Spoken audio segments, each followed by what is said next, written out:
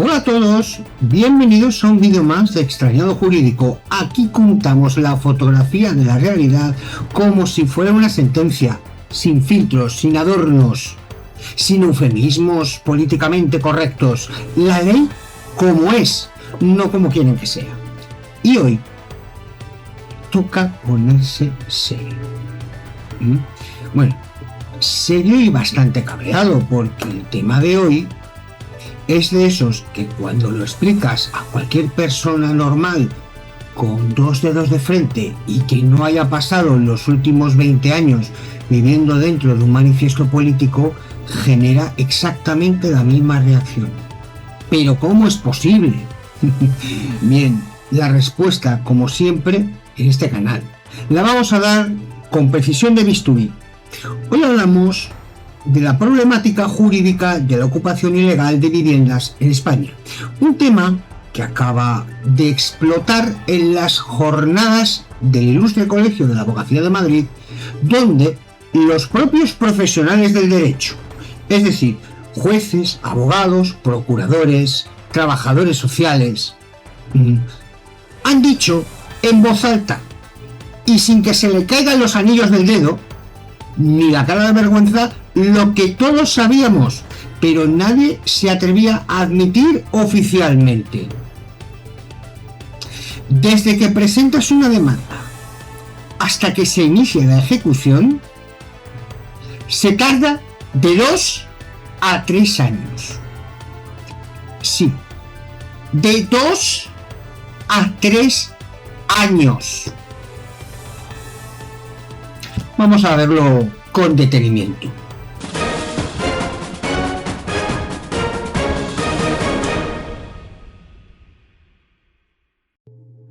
Lo primero, y para empezar, hagamos lo que siempre hacemos en este canal por costumbre: definir bien los términos, porque uno de los grandes triunfos de quienes simpatizan con la ocupación ilegal es haber conseguido que la gente hable de esto sin saber exactamente de qué está hablando. Por lo tanto, tenemos dos figuras penales fundamentales, y no son lo mismo. La primera figura es el allanamiento de morada. Se regula en el artículo 202 del Código Penal, y es cuando alguien entra en tu casa mientras tú la habitas o estás dentro de ella. Físicamente, la policía en tal caso puede actuar de manera inmediata. Sí, es grave, pero tiene una modalidad mucho más agravada si encima incurre violencia. La segunda figura es la usurpación. Se regula en el artículo 245 del Código Penal. Es cuando ocupan un inmueble que no está siendo habitado en ese momento. Un piso en venta, una segunda residencia, el piso que acabas de heredar de un familiar fallecido. Esto es lo que vulgarmente llamamos ocupación. Y aquí, amigos, es cuando empieza el espectáculo. Cuando te ocupan una vivienda, tienes entonces, básicamente, dos vías para atajarla. Primera vía, la penal. Denuncia ante la policía o el juzgado de instrucción, o inclusive el juzgado de guardia que esté haciendo funciones de juzgado de instrucción. Y luego está la vía civil, mediante la demanda de desahucio por precario o recuperación de la posesión, regulada en los artículos 437, 441 y siguientes de la Ley de Enjuiciamiento Civil. Además, la Ley 5/2018 introdujo un procedimiento específico y supuestamente rápido. Supuestamente. Lo subrayo aquí abajo con rotulador rojo porque es lo que nos acaba de decir en el Colegio de Abogados en este simposio, que ese procedimiento tan rápido que prometieron tarda casi 2 años o incluso 3. En el peor de los casos, hasta 3.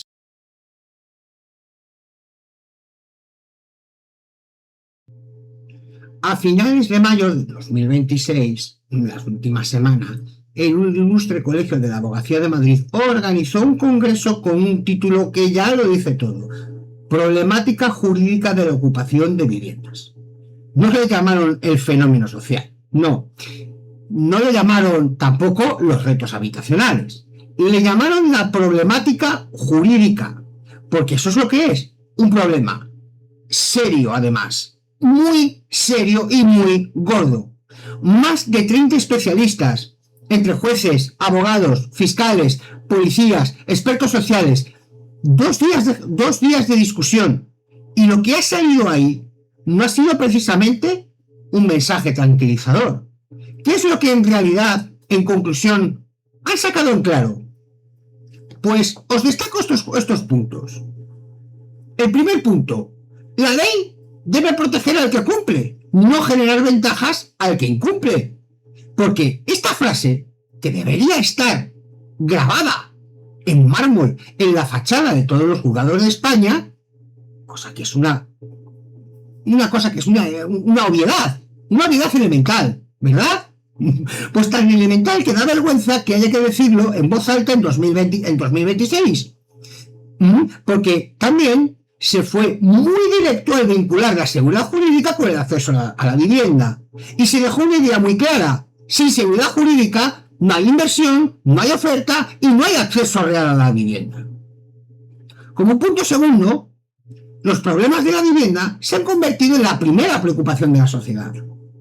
En una de las intervenciones también se abordó esta cuestión de forma seria. Y la conclusión es que no se puede abordar solo este problema desde la perspectiva punitiva, sino también hay que comprobar una combinación de protección de la propiedad con atención a situaciones genuinas que se dan de vulnerabilidad social. Sí, son grandes palabras, son sensatas, pero a extramuros de este congreso, cuando los focos, las luces y los micrófonos se apagan, significa que se sigue dejando a los propietarios de 2 a 3 años sin poder recuperar el inmueble de su propiedad. Como tercer punto, pues efectivamente se dijo una frase muy lapidaria: no podemos trasladar a los tribunales un problema que es social. Sí, cierto, los juzgados no son una extensión de los servicios de asistencia social. No lo son. Cuando el sistema de bienestar además falla, esa presión cae sobre los hombros de los propietarios particulares, que son, conviene recordarlo, casi siempre personas físicas, ciudadanos como ustedes o como yo. No precisamente somos fondos buitre. Y último punto: en numerosos casos se ha constatado que transcurren una media de 2 años, incluso 3, desde la presentación de una denuncia o demanda hasta la ejecución efectiva de la resolución judicial. Esto último, piénsalo por un momento. Tienes una vivienda, te la ocupan, pagas abogado, pagas procurador, presentas la demanda, sigues todo el procedimiento y el Estado tarda de 2 a 3 años en darte la razón. Durante ese tiempo no puedes usar tu propiedad, no puedes venderla, no puedes alquilarla, y cuando por fin recuperas el inmueble, te lo encuentras destrozado. Bienvenidos al Estado de Derecho español del 2026.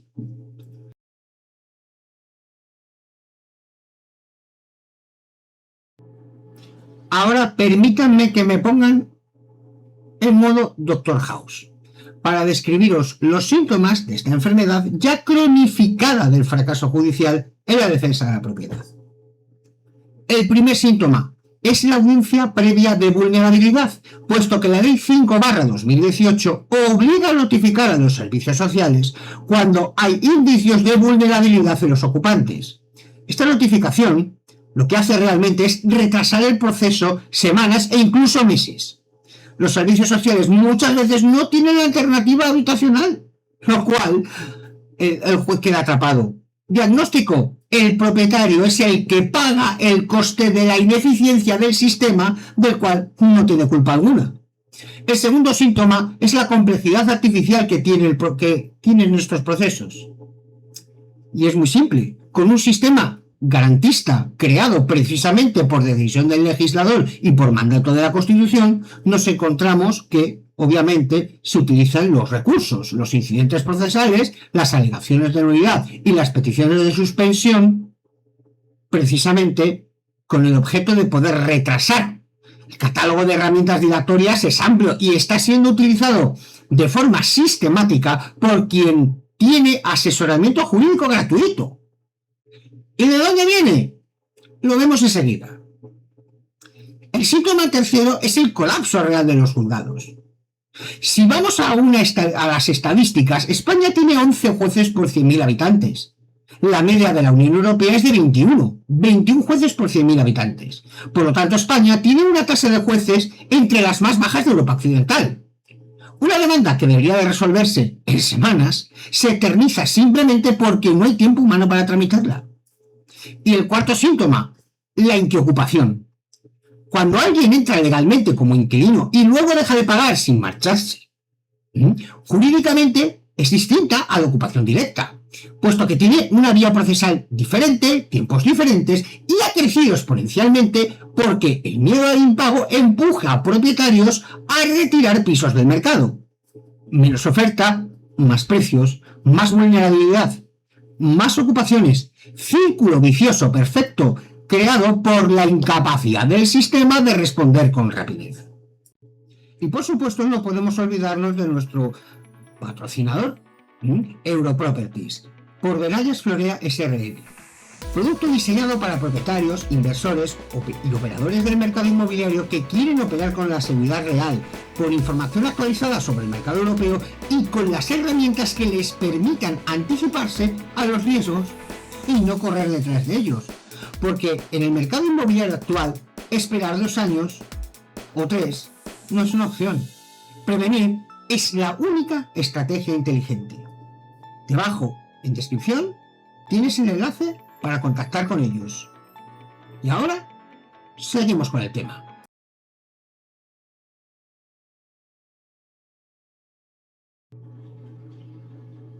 Y aquí llegamos al plato fuerte del día. Si hay una organización que simboliza todo lo que está mal en el debate público sobre la vivienda en España, esa organización es el llamado Sindicato de Inquilinos. Y voy a ser muy claro, el Sindicato de Inquilinos no es un sindicato. Para ser un sindicato necesitas representar trabajadores en una relación laboral. Los inquilinos son parte de una relación civil de arrendamiento, no laboral. El uso de la palabra sindicato es una apropiación retórica deliberada para dotarse de una legitimidad que no tienen jurídicamente y para evocar la imagen del movimiento obrero.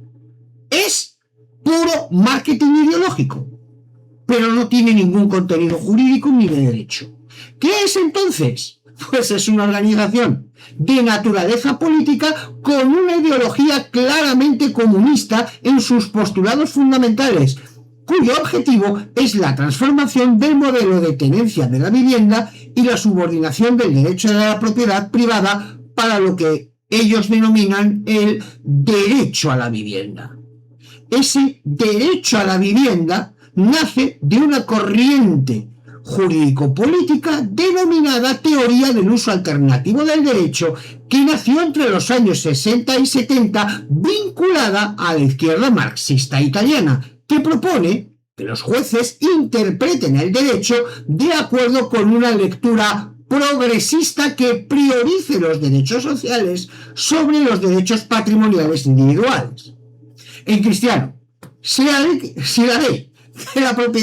dice que la propiedad privada es un derecho protegido, pero crees que ese derecho es injusto, puedes interpretarlo de manera que en la práctica lo vacíe de contenido. Eso, cuando lo hace un juez, tiene un nombre técnico: delito de prevaricación judicial. Y no nos dejemos engañar. Ese derecho a la vivienda que basan en el artículo 47 de la Constitución, ese que dice concretamente, si uno abre la Constitución y empieza a leerla, dice que todos los españoles tienen derecho a disfrutar de una vivienda digna y adecuada, Pero, ¿alguno se ha preguntado alguna vez cuál es su naturaleza jurídica? Yo creo que nadie. Pues bien, aquí estoy yo para explicaroslo. El artículo 47 se encuadra dentro del capítulo tercero del título primero, que reza de los principios rectores de la política social y económica. Eso significa, en Derecho Constitucional Básico del primer año de carrera, que no es un derecho fundamental exigible directamente ante los tribunales. Es un principio rector, es un mandamiento para el legislador. Y los principios rectores del capítulo tercero solo se pueden invocar de acuerdo a lo que dispongan las leyes que lo desarrollen, tal y como dice concretamente el artículo 53.3 cuando se trata de la defensa de los derechos y libertades fundamentales del título primero, que los que están en el capítulo tercero se tienen que defender en sus propias leyes que se desarrollan. Sin ley de desarrollo, sin derecho exigible. Así de simple. ¿Y qué es lo que hace el sindicato de inquilinos e inquilinas? Pues lo siguiente, toma ese principio rector, lo llama derecho a la vivienda, como si fuera del mismo rango que el derecho a la vida, y lo contrapone con el derecho a la propiedad del artículo 33. Que, por cierto, este sí es un derecho constitucional protegido, para argumentar que debería prevalecer eso, jurídicamente hablando. Es un disparate de primera magnitud. Y mientras tanto, están predicando este nuevo evangelio. Hay ciudadanos que llevan de 2 a 3 años esperando que el Estado les devuelva lo que es suyo, pagando abogados, procuradores, tasas judiciales y viendo cómo su propiedad, su inmueble, se deteriora. ¿Saben qué hace el sindicato de inquilinos mientras tanto? Ahora os lo cuento. Lo que hace es asesorar jurídicamente a los ocupantes para dilatar el proceso todo lo posible. Organiza concentraciones ante los edificios en el día de lanzamiento para presionar emocionalmente a jueces y agentes de la autoridad. Y una organización que utiliza el sufrimiento real de personas en situación de vulnerabilidad, personas que hasta quizás merezcan ayuda de verdad, no de este tipo, pues las están usando como combustible para un proyecto ideológico que tiene muy poco que ver con solucionar el problema de la vivienda y mucho menos con erosionar los fundamentos del Estado de Derecho liberal, que es el que rige la Constitución del 78 que tanto ellos invocan.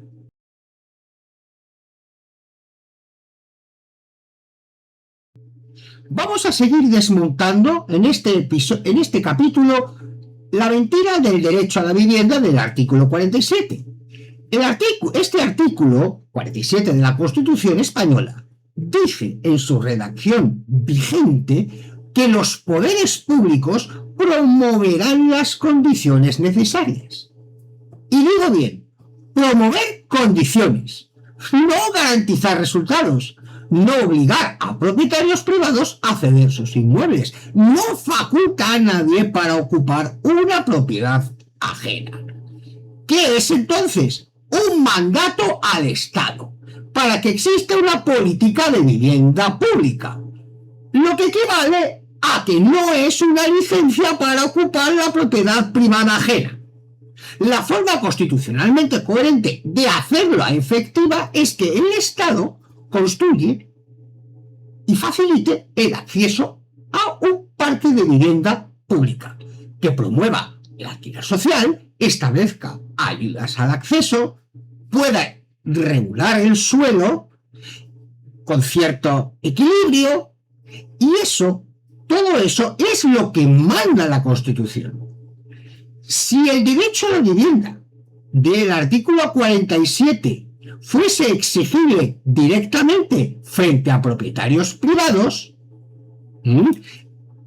cogiendo el argumento de este sindicato de inquilinos e inquilinas, entonces también lo sería el derecho a la salud del artículo 43 frente a médicos privados, el derecho a la educación del artículo 27 frente a profesores privados, el derecho al trabajo del artículo 35 frente a empresarios. ¿Ven a dónde lleva esta lógica? ¿Lo van comprendiendo? Pues iría a un sistema en el que el Estado de Derecho puede compeler a cualquier ciudadano a ceder sus bienes o servicios a otro que los necesite. Pero esto ya no es un Estado de Derecho. No, esto es otra cosa. Y esa otra cosa ya ha sido probada en varios lugares del mundo a lo largo del siglo XX con los resultados que todos conocemos. Yo creo que no hace falta definirlo, ¿verdad? Por lo tanto, el derecho a la vivienda no es un derecho, es un mandato al Estado. Pero ese mandato lo han convertido en la coartada constante y peligrosa cuando se instrumentaliza para justificar la ocupación ilegal.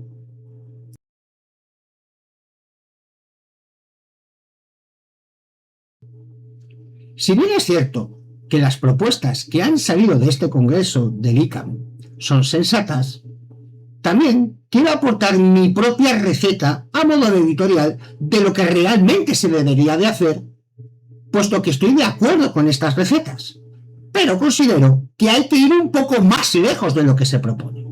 Mirad, ya tratamos en un vídeo anterior, que os dejo el enlace en la descripción, qué opinaba un magistrado del Tribunal Supremo como don Vicente Magro Servet sobre consejos para efectivamente poder alquilar en España sin sufrir demasiados riesgos. Y partiendo de aquí, voy a dar también una receta que considero que son consejos que deberían no solamente hacer que el político de turno que me pueda estar escuchando comience a tomar conciencia de el problema que está suponiendo la ocupación. Primera propuesta, la reforma de las leyes.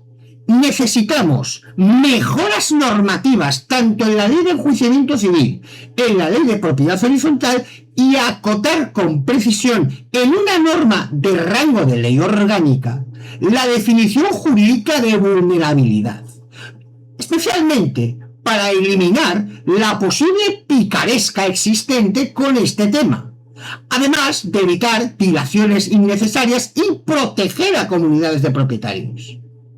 Este sería un primer tratamiento de choque a dispensar a este enfermo.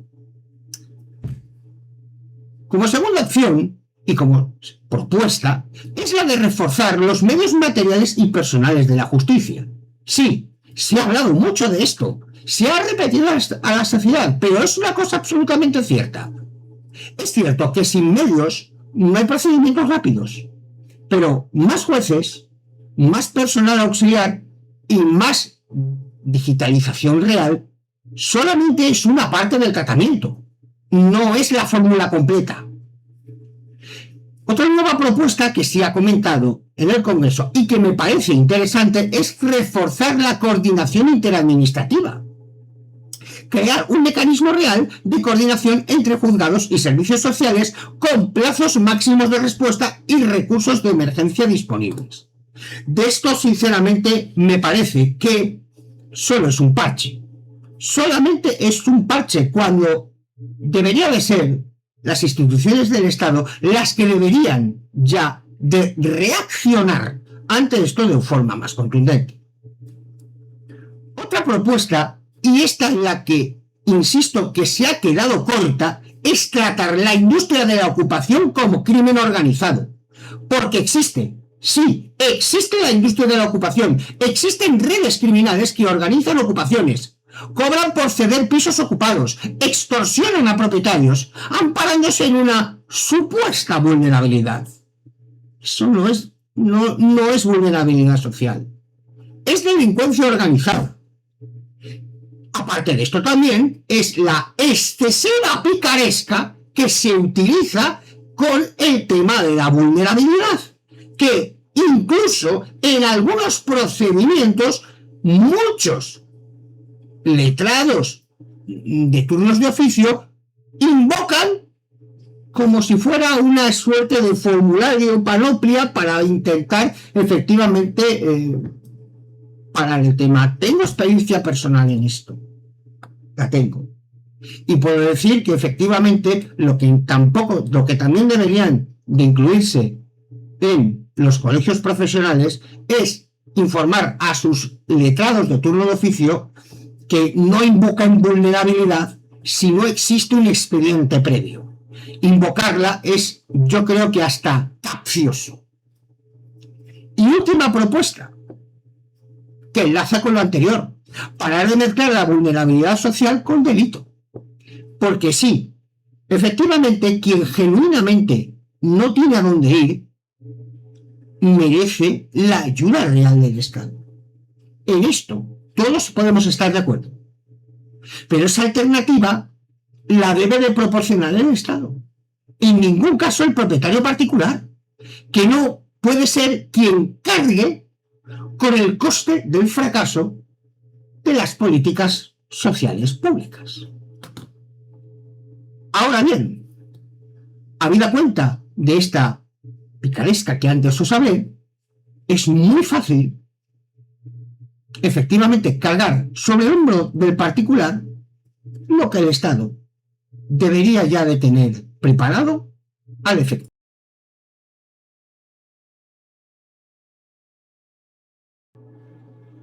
Y llegamos al fallo de esta sentencia, que la vamos a pronunciar con la frialdad de quien aplica el derecho sin contemplaciones ideológicas.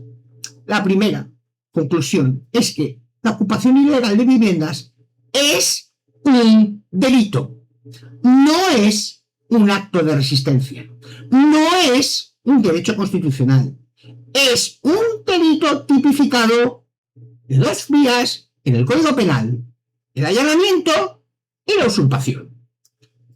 Segunda, el sistema judicial español es insuficiente para responder a ese delito con la rapidez que el Estado de Derecho exige.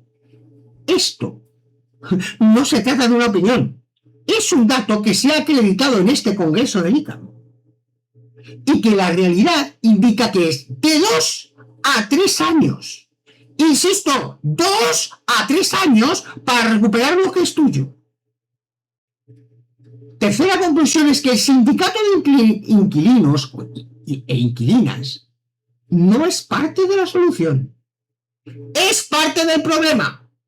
Legitima la vulneración del derecho de propiedad, instrumentaliza la vulnerabilidad social para fines políticos y contribuye activamente a la inseguridad jurídica. Cuarta conclusión. El artículo 47 de la Constitución no ampara lo que dice que ampara. Es un principio rector. Manda al Estado a hacer política de vivienda activa y no faculta a nadie para ocupar la propiedad ajena. Y mientras todo esto no se entienda con claridad, mientras el debate siga secuestrado por eslogan fácil, y mientras no haya voluntad política real de dotar a la justicia de los medios que necesita, habrá propietarios que mañana amanezcan con su piso ocupado, que gasten sus ahorros en abogados, procuradores, que esperen de 2 a 3 años y que cuando recuperen el inmueble, si es que lo recuperen destrozado.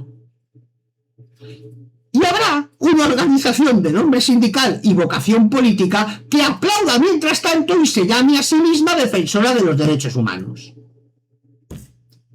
Y esto es, amigos, la fotografía de la realidad jurídica, contada como si fuera una sentencia.